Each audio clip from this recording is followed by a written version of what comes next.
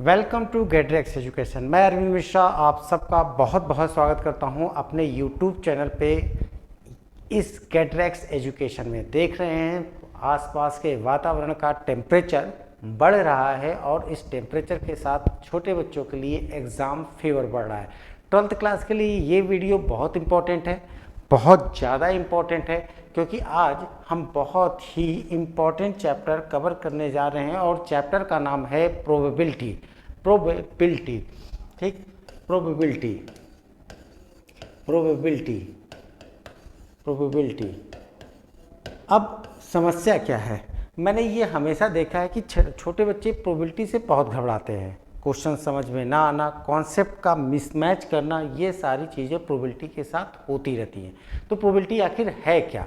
Probability आखिर समझते क्या है? हम 9th क्लास से प्रोबेबिलिटी पढ़ते चले आ रहे हैं। 9th हमने पढ़ा, 10th हमने पढ़ा, 11th पढ़ा, हमने 12th पढ़ा। 12th में भी आकर के प्रोबेबिलिटी उतना क्लियर नहीं होता।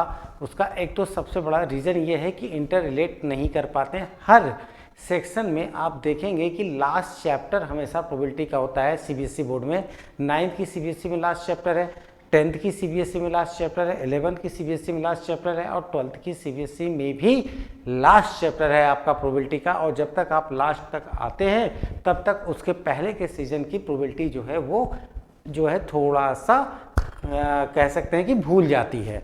ठीक, तो हम प्रोबेबिलिटी सेक्शन पे ही बात करते हैं। स्टार्ट करते हैं प्रोबेबिलिटी पे। सबसे पहले हम बात करेंगे यहाँ पे प्रोबेबिलिटी में इंटरसेक्शन की।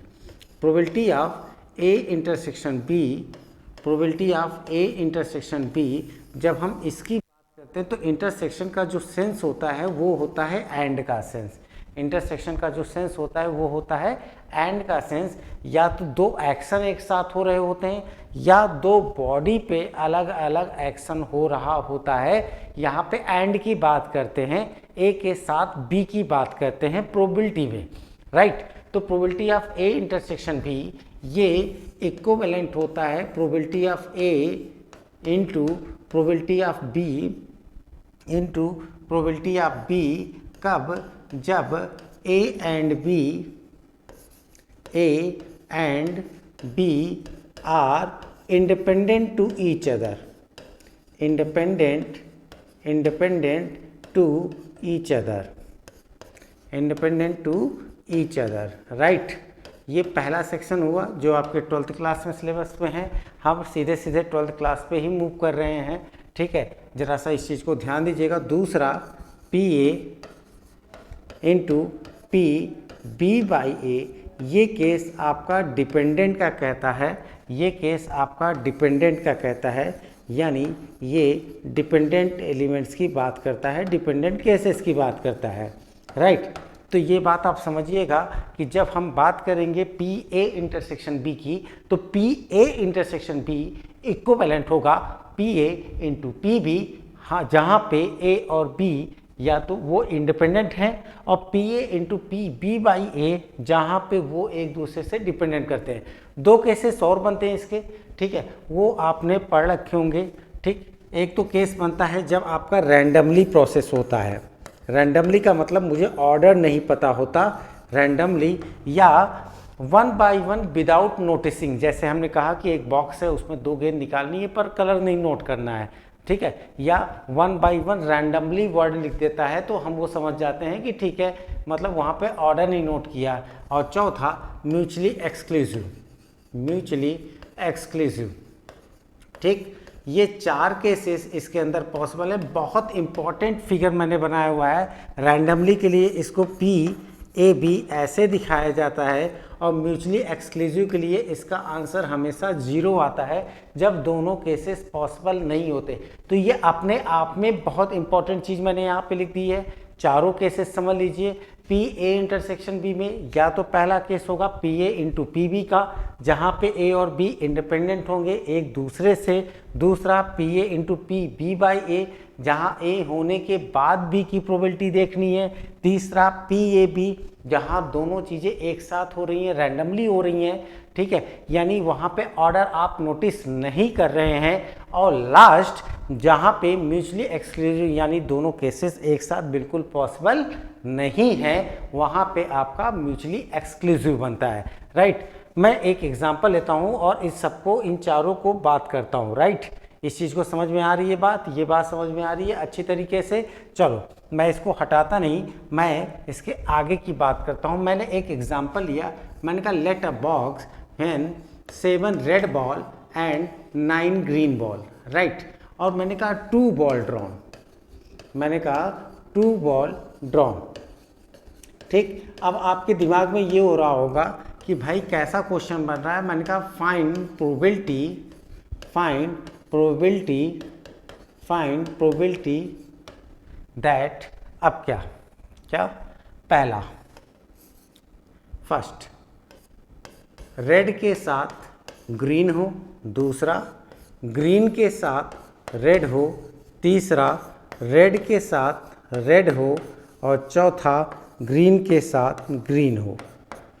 ये 4 केसेस मैंने ले लिए, ये 4 केसेस छोटे बच्चों मैंने ले लिए। मैंने कहा रेड के साथ ग्रीन हो या ग्रीन के साथ रेड हो, अगला रेड के साथ रेड हो, और चौथा आपका ग्रीन के साथ ग्रीन हो। अगर ये चारों केसेस की बात की जाए तो कैसे चलेगा काम, अब आप देखिए क्या तरीका क्या है उन 2 गेंद निकालने का, पहले उसकी बात कर लेते हैं। कैसे, हमने कहा 1 by 1 with replacement, 1 by 1 with replacement, ठीक, विद रिप्लेसमेंट। दूसरा 1 by 1 विदाउट रिप्लेसमेंट, और तीसरा रैंडमली या साइमल्टेनियसली, 1 by 1 रैंडमली या साइमल्टेनियसली।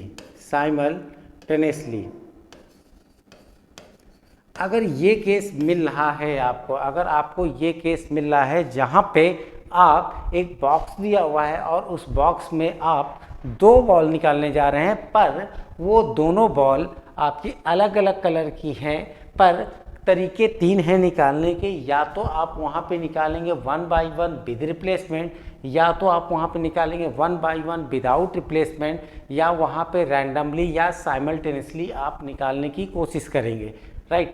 अगर मैं 1 by 1 विद रिप्लेसमेंट की बात करता हूँ तो रेड यहाँ पे 7 है और टोटल बॉल यहाँ पे 16 बन रहा है, यानी आप कह सकते हैं 7C1 अपॉन 16C1। ये फर्स्ट केस। ग्रीन यहाँ पे 9 है, 9C1, और आपने विद रिप्लेस का मतलब वो गेंद कलर नोट करके वापस डाल दी है, तो गेंद पे कोई फर्क नहीं पड़ रहा है, यानी जो है वापस जो है वो डाल दे रहे हैं तो गेंद उतनी ही रह जा रही, यानी इट्स अगेन 16C1, ठीक। दूसरा केस 1 by 1 विदाउट रिप्लेसमेंट, ठीक। आप वहाँ पर रिप्लेस नहीं कर रहे हैं, वापस नहीं डाल रहे हैं, तब कितना हो जाएगा, तब ये हो जाएगा 7C1 अपॉन 16C1 इंटू दूसरा 9C1, बट यहाँ पे ये 15C1 बनाएगा, तब यहाँ पे ये 15C1 बना लेगा। ये बात आप सबको समझ में आ रही है। ये यहाँ पे 15 से देखिए, इसका आंसर और इसका आंसर दोनों का आंसर वैरी करेगा, दोनों अलग अलग चीज़ें हैं, राइट। तीसरा है 1 by 1 रैंडमली या साइमल्टेनियसली, यानी 2 गेंदें निकाली जा रही हैं पर रैंडमली या साइमल्टेनियसली निकाली जा रही है, यानी एक एक करके निकाल रहे हैं तो नोटिस नहीं कर रहे हैं, और अगर एक साथ निकाल रहे हैं तो क्या होगा। देखिए 2 गेंदें निकाल रहे हैं, एक गेंद रेड है और दूसरी गेंद आपकी ग्रीन है, तो 7C1 9C1 अपॉन टोटल 16 गेंदें थी तो 16C2। इन तीनों का आंसर आपका अलग अलग आता है, इन तीनों का आंसर आपका अलग अलग आता है, राइट। तो जब पहला आप निकालते हैं 1 by 1 विद रिप्लेसमेंट तो 7C1 upon 16C1 into 9C1 upon 16C1। दूसरा 1 by 1 without replacement 7C1 upon 16C1 and 9C1 upon 15C1, and last 7C1 into 9C1 upon 16C2। ये सेकंड वाला मैं आपको होमवर्क में देता हूँ जब ग्रीन और रेड की बात हो जाती है, यानी बस आगे पीछे लिखना है, आप बड़े आराम से इसको लिख सकते हैं। अगला केस मैं करता हूँ रेड और रेड का, दोनों सेम तरीके की गेंदें हैं, ठीक है। देखिए जरा सा 1 by 1 विद रिप्लेसमेंट तो 7C1 upon 16C1 into 7C1 upon 16C1 यानी 7 गेंदें हमारी रेड की थी और टोटल बॉल्स मेरे पास यहाँ पे 16 था, तो 7C1/16C1 into 7C1/16C1 without replacement में 7C1/16C1 इंटू 6C1 अपॉन यहाँ पे 15C1। आंसर दोनों में चेंज हो जाएगा, ध्यान रखिएगा, ठीक। और लास्ट है दोनों एक ही जगह से निकल रही, तो 7C2/16C2, 7C2/16C2। तो इस तरीके से इसका भी आंसर चेंज होगा, इसका भी आंसर चेंज होगा। तो आप ये पूरा का पूरा कॉन्सेप्ट एक साथ मैंने आपको यहाँ पे एक तरीके से 6 क्वेश्चन कराए हैं। अलग अलग तरीके से मैं पूछता, अलग अलग तरीके से मैं बनाता, तो यहाँ पे 6 क्वेश्चन कराता। तो मुझे लगता है कि नहीं फास्ट रिवीजन चल रहा है, क्विक रिवीजन चल रहा है, तो आपका टाइम बचना चाहिए और कॉन्सेप्ट भी रिवाइज होना चाहिए जल्दी से जल्दी, ठीक। तो ये बात आपको समझ में आनी चाहिए। अब ज़रा सा ये समझिएगा, ये जो पहला केस है 1/1 विद रिप्लेसमेंट का, 1/1 विद रिप्लेसमेंट का, ये आपका PA इंटू PB का केस बनता है, ठीक। और दूसरा आपका जो विदाउट रिप्लेसमेंट का बनता है, ये डिपेंडेंट केस बन जाता है क्योंकि सैंपल स्पेस चेंज हो जाता है, तो PA PB/A। तीसरा आपका चूंकि रैंडमली का केस बनता है, तो ये केस बनता है PAB का। और चौथा केस जो आपका म्यूचुअली एक्सक्लूसिव था, उसका आंसर हमेशा 0 आता है। उसका आंसर हमेशा कितना आएगा? उसका आंसर हमेशा 0 आएगा। ये बात समझ में आ गई, ठीक। तो जब हम इसके पीछे वाले वीडियो वाले सेक्शन पे आते हैं, तो वहाँ पे भी देखिए ज़रा सा, मैंने आपको ये 4 फार्मूले बता रखे थे। पहला फार्मूला PA इंटू PB, जब आपका A और B इंडिपेंडेंट होता है each other, PA into PB/A जब ये डिपेंडेंट होता है, तीसरा आपका म्यूचुअली एक्सक्लूसिव होता है, और चौथा आपका रैंडमली होता है। देखिए बहुत आसान सी एक बात समझिएगा, एक बात बहुत आसानी से समझिएगा कि आपसे वही क्वेश्चन पूछे जाते हैं जहाँ पे आप थोड़े से कंफ्यूज होते हैं। अगर ये सभी सेक्शन आप एक साथ डील कर रहे हो, तो आपके कंफ्यूजन के चांसेस कम हो जाते हैं वहाँ पे, राइट। ये बात आपको समझ में आ रही है? तो थोड़ा सा कोशिश करिएगा कि सारे के सारे क्वेश्चन एक साथ अपने से, इन्हीं सेम जो वीडियो में क्वेश्चन मैंने लगवा रखा है, सेम क्वेश्चन को आप बार बार अपने से लगाइएगा, जिससे आपका बनना चालू हो जाए। चलिए मैं इसके आगे की बात करता हूँ, लास्ट सेक्शन के लेता हूँ। मैंने सबसे पहला काम, अगर मैं डिपेंडेंट केस लेता हूँ, डिपेंडेंट केस जहाँ पे आपका 12th का सिलेबस स्टार्ट है। डिपेंडेंट केस का मतलब क्या हो गया? डिपेंडेंट केस का मतलब ये हो गया कि PA इंटरसेक्शन B, ये PA into PB/A, PA into PB/A, right, PA into PB/A।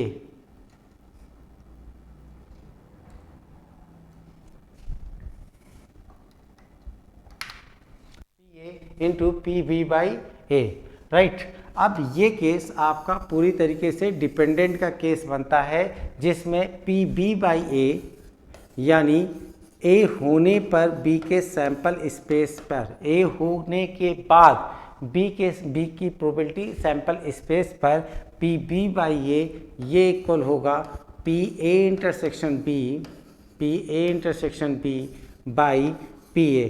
इस चीज़ को प्रूव भी किया जा सकता है, इस चीज़ को बड़े आराम से प्रूव भी किया जा सकता है।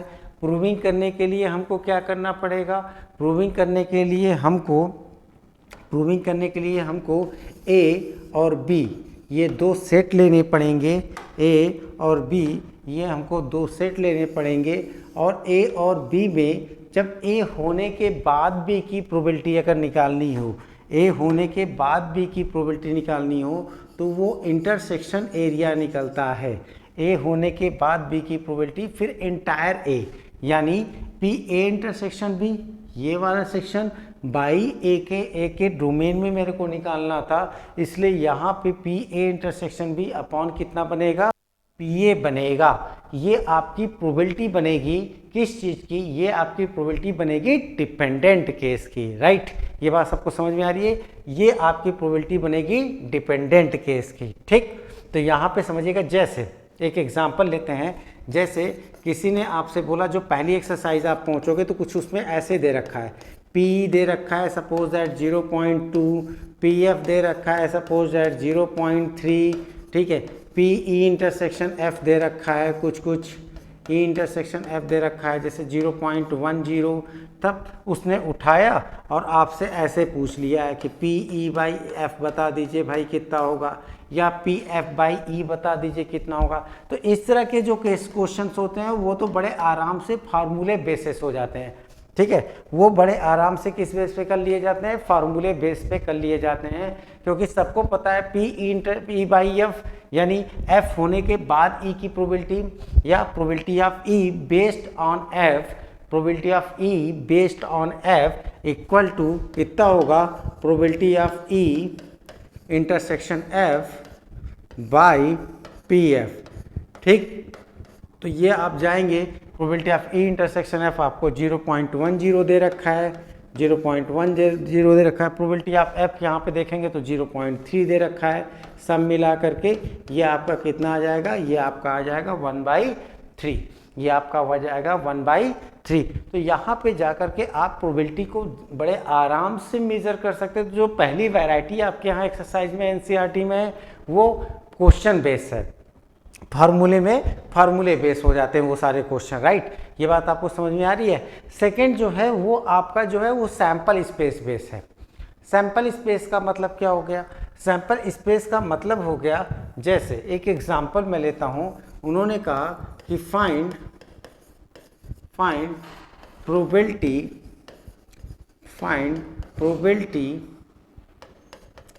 To get at least two head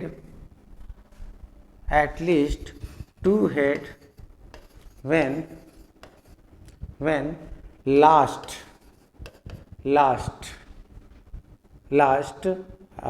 toss get you can say head when 3 coins are tossed, right. जब आपके 3 सिक्के उछाले जाते हैं, ठीक है, तो प्रोबेबिलिटी बताना है कि कम से कम 2 हेड कब आएंगे, जब तीसरे पे ऑलरेडी हेड आ चुका हो। तो जब आप इसको इस तरह के क्वेश्चंस उठाते हो तो सबसे पहले सैंपल स्पेस डिसाइड करते हो। 3 कॉइन का सैंपल स्पेस अगर आप देखोगे तो head head head head head tail head head tail head tail head head tail head head tail tail tail head head tail head tail tail tail head और tail tail tail. अब इन्होंने ये कहा कि लास्ट में head हो। Last में head जब मैं इसकी बात करूँगा तो लास्ट में हेड एक तो ये है, दूसरा, तीसरा और चौथा, ये 4 लोग ऐसे हैं जिसमें लास्ट का हेड बन रहा है। इसका मतलब आप ये समझिए कि सैंपल स्पेस में केवल और केवल यही 4 इवेंट्स क्रिएट होंगे, राइट। तो सैंपल स्पेस की अगर मैं बात करूं तो सैंपल स्पेस में head head head head head head, दूसरा टेल हेड हेड, तीसरा हेड टेल हेड और चौथा टेल टेल हेड, ठीक। अब इन्होंने कहा कि लास्ट में हेड हो, अब उसमें कह रहे हैं कि कम से कम 2 हेड जरूर रहने चाहिए। तो 2 हेड कम से कम रहने चाहिए, तो किसमें है भाई, तो सबसे पहले तुम्हें देखना पड़ेगा कि 2 हेड, एक तो इसमें, एक तो इसमें, एक तो इसमें, सब मिला करके अगर 4 आपके इवेंट क्रिएट हो रहे हैं तो 4 में से फेवरेबल इवेंट जो हो रहे हैं वो 3 हो रहे हैं। तो आप कह सकते हो कि इसका आंसर जो आने वाला है वो कितना आने वाला है, 3/4। यानी इस तरीके से आप सैंपल डिज़ाइन करके बड़े आराम से वहाँ पे जा कर के इस तरह की प्रोबेबिलिटी जो है वो काउंट कर सकते हैं, राइट। ये बात समझ में आ रही है। तो इस तरह की प्रोबेबिलिटी आप काउंट कर सकते हैं, ठीक। तो ये आपका सेकेंड केस हो गया। इस तरीके से ये सारे आप जो है वो लेते रहिए, इसके स्क्रीनशॉट लेते रहिएगा, क्वेश्चन बड़े आराम से धीरे धीरे करते रहिएगा, ठीक। चलो हम इसके आगे चलते हैं, बात करेंगे हम टोटल प्रोबेबिलिटी की, और टोटल प्रोबेबिलिटी के बाद हम बात करेंगे बेस थ्योरम की। बहुत ही इंपॉर्टेंट होता है टोटल प्रोबेबिलिटी और बेस थ्योरम, ठीक है। तो टोटल प्रोबेबिलिटी और बेस थ्योरम की बात करेंगे जरा सा। क्या है टोटल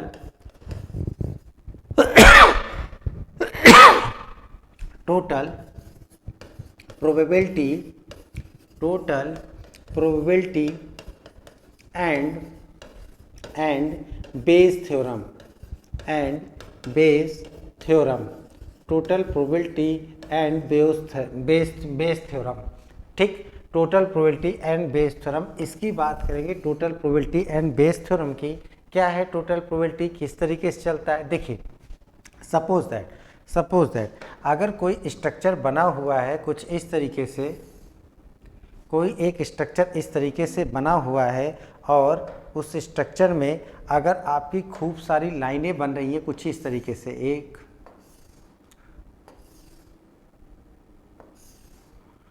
खूब सारे सेक्शन बने हुए हैं, ठीक। और इसके बाद अगर वो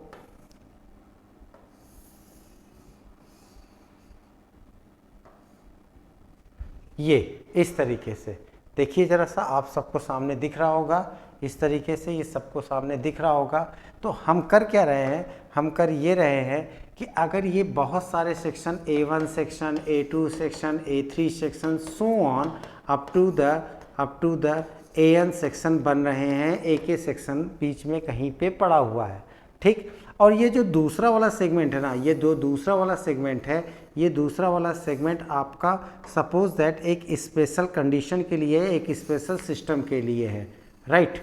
अब मैंने क्या किया, मैंने कहा कि चलो ये वाला जो सेक्शन है, ये सेक्शन सपोज दैट गर्ल्स के लिए। अब जैसे आपका एक स्कूल ही होता है, आप स्कूल में जाते हो और स्कूल में होता क्या है कि अब मैं आपके स्कूल में आया तो वहाँ पे खूब सारे सेक्शन होते हैं, ठीक है। First class, second class, third class, fourth class, इस तरीके से 12th क्लास तक आपके यहाँ चलता है। CBSE स्कूल में जनरली ऐसे ही चलता है ना, हाँ। अब हर सेक्शन में कुछ बॉयज़ हैं कुछ गर्ल्स हैं। Suppose that randomly I pick a student और मैंने उससे पूछा कि भाई मैंने एक स्टूडेंट बुलाया तो पहले तो निकालना है प्रोबेबिलिटी कि वो लड़की हो, वो गर्ल हो, इसकी क्या प्रोबेबिलिटी है, सबसे पहला बात, ठीक। तो randomly I pick a student, I call a student and that be a girl, ठीक। तो टोटल प्रोबेबिलिटी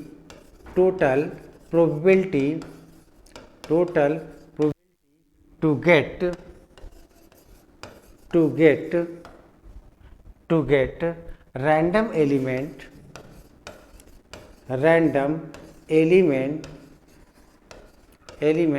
from G।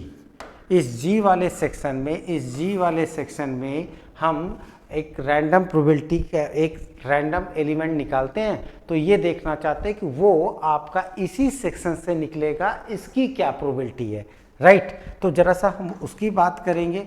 इसके बाद हम बात करेंगे सपोज है, देखिए अगर प्रोबेबिलिटी ऑफ गर्ल आप निकाल लो या प्रोबेबिलिटी ऑफ ऐसा एलिमेंट निकाल लो जो पर्टिकुलर सेक्शन में है, पहले तो पहचान देख लो। पूरा का पूरा सेक्शन सब सेक्शन में बनता है हमेशा। यहाँ पे मैंने 2 सब सेक्शन रखे हुए हैं, ठीक। एक आपका गर्ल का रखा हुआ है, A1 में ही 2 पार्ट है, गर्ल का है और विदाउट गर्ल का है, ठीक है। तो आपको मैंने ये दिखाया कि हर एक सेक्शन यहाँ पे 2 सब सेक्शन में मिलकर के बन रहा है, ठीक है। अब हमने रैंडमली एक एलिमेंट पिक किया और वो एलिमेंट गर्ल के सेक्शन से ही निकला, इसकी क्या प्रोबेबिलिटी है। तो probability of girl that be probability of A1 होने की क्या प्रोबेबिलिटी है और A1 सेक्शन में भी गर्ल होने की क्या प्रोबेबिलिटी है, ठीक। Plus probability of A2 section होने की क्या प्रोबेबिलिटी है और A2 सेक्शन में भी गर्ल होने की क्या प्रोबेबिलिटी है। It's just like a percentage of percentage man, ठीक। तो गाइस करना क्या है, इससे जस्ट लाइक ए परसेंटेज, कहते नहीं है कि भाई इस सेक्शन में 10% बच्चे थे और 10% में भी 50% गर्ल्स हैं, ठीक है। तो आप क्या करोगे, पूरे स्कूल का 10% और 10% का भी 50%, तो it's just like a percentage of percentage. ये आप एक तरीके से कह दो परसेंटेज ऑफ परसेंटेज का क्वेश्चन बनता है। तो ये आपका हमेशा टोटल प्रोबेबिलिटी निकालता है, ये हमेशा आपका क्या निकालता है, टोटल प्रोबेबिलिटी निकालता है। इसके लिए सबसे सही इजी तरीका होता है टी डायग्राम, जो कि मैं अभी थोड़ी देर में बताऊंगा आपको। तो टी डायग्राम के थ्रू आप इन सब चीज़ों को देख सकते हैं, राइट। ये बात समझ में आ रही है, ये बात समझ में आ रही है। तो आप टी डायग्राम के थ्रू इस चीज़ को देख सकते हैं, इस चीज़ को समझ सकते हैं, ठीक। तो आप इस चीज़ को समझने की कोशिश करिएगा। चलिए फिर नेक्स्ट क्लास के अंदर जो है मैं इसके आगे की बात करूंगा, इसके ऊपर बेस क्वेश्चन और बात करूंगा, और इसके ऊपर बेस क्वेश्चन को आगे मैं आपको सॉल्व करवाऊंगा। तो 2 सेक्शन में बना रहा हूँ प्रोबेबिलिटी, तो एक सेक्शन में वहाँ तक क्वेश्चन करिएगा, आगे क्वेश्चन आपको अगले चैप्टर में मिल जाएगा, अगले सेक्शन मिल जाएगा, जिसमें हम इंडिपेंडेंट एलिमेंट्स की बात कर लेंगे, राइट। तो आज के लिए बस इतना ही। थैंक यू, धन्यवाद। शेयर जरूर करिएगा, सब्सक्राइब जरूर करिएगा, और बाकी लोगों को जरूर से जरूर बताइएगा। Thank you very much.